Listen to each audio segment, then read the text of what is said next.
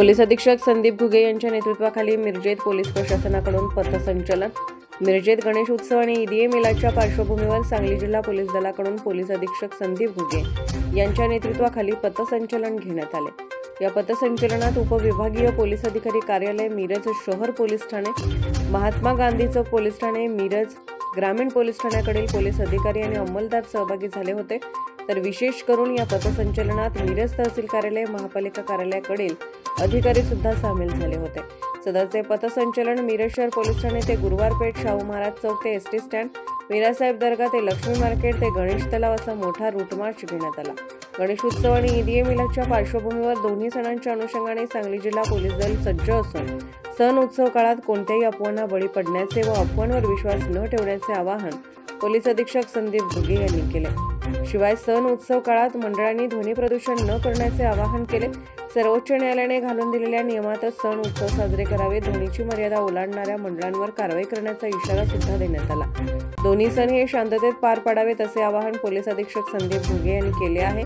यावेळी अपर पोलीस अधीक्षक कल्पना बारवकर, उप अधीक्षक प्रणिल गिल्डा, तहसीलदार अपर्णा मोरे धुमाळ, महापालिका उपायुक्त स्मृती पाटील, पोलीस निरीक्षक किरण राजकर, अजित सिंह, सहाय्यक पोलीस निरीक्षक संदीप शिंदे यांच्यासह अनेक अधिकारी आणि अंमलदार यावेळी उपस्थित होते।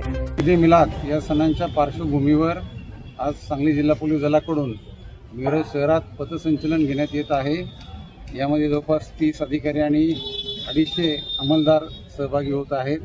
प्रशासनातील सर्व अधिकारी या ठिकाणी हजर आहेत। आम्ही रूटची पाहणी करणार आहोत। त्याचबरोबर जी गणेश मंडळ आहेत त्यांना पण आम्ही भेटी देऊन सूचना देणार आहोत। माझ्या सर्व नागरिकांना आवाहन असेल की या उत्सवादरम्यान आपण कोणत्याही अफवांना बळी पडू नका, कोणत्याही अफवांवर विश्वास ठेवू नका। कोणतीही घटना आपल्या निदर्शनास येत असेल तर तुम्ही तात्काळ जिल्हा प्रशासन, पोलीस प्रशासनाला कळवा, जेणेकरून योग्य ते उपाय आम्हाला त्या ठिकाणी करता येतील। तसेच गणेश मंडळांना पण माझी सूचना असेल की आपण नियमामध्ये राहूनच हा सण उत्सव साजरा करायचा आहे। त्याचबरोबर ध्वनीच्या बाबतीतही आपण जास्त जागरूक राहणं गरजेचं आहे। आपल्या स्पीकरमुळं सामान्य जनतेला, नागरिकांना कोणताही त्रास होणार नाही याची दक्षता आपण सर्वांनी घ्यायची आहे। त्या कामी पोलीस दलाकडून नॉईज लेवल मीटरचा वापर करण्यात येत आहे आणि आम्ही तसं जर काही अवैध किंवा मर्यादेपेक्षा जास्त ध्वनीचा वापर करण्यात आला असेल तर त्या ठिकाणी आम्ही खटले पण दाखल करत आहोत।